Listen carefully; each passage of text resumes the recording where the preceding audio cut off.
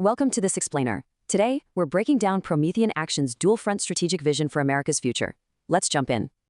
They kick off with a huge claim, a secret military mission explicitly ordered to support Middle Eastern oil tankers.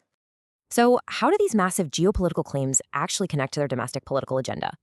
According to the panel, it's all one unified strategy fought on two totally connected fronts. Let's tackle the geopolitical front first. Here, the hosts focus really heavily on confronting Iran. The panel claims a whopping 25% of all vessels were secretly removed from the Persian Gulf. The broadcast argues that grabbing global energy dominance means completely wiping out Iranian control over key checkpoints. They literally picture a lightning-fast Venezuela model intervention to completely lock down Iranian oil infrastructure. Okay, but how on earth does controlling the Strait of Hormuz tie back to American voting booths? The hosts suggest sneaking the Save America Act right into a massive $350 billion military spending bill. To skip the usual hurdles, they'd rely on Senate budget reconciliation rules to basically force a vote.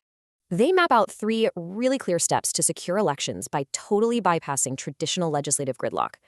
And they single out Senator Lindsey Graham as the absolute linchpin for pulling off this legislative maneuver. Since he chairs the Budget Committee, the hosts argue Trump expects him to jam this vote through. They justify this bold move by pointing to alleged vulnerabilities with mail-in voting out in California. Ultimately, the panel argues these seemingly isolated moves serve a much bigger, global philosophical goal.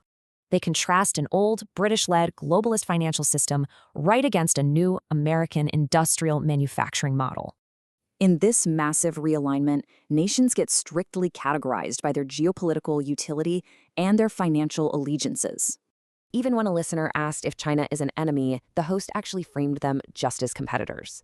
They argue China has to be pressured to ditch globalism and adopt an American-style industrialization instead.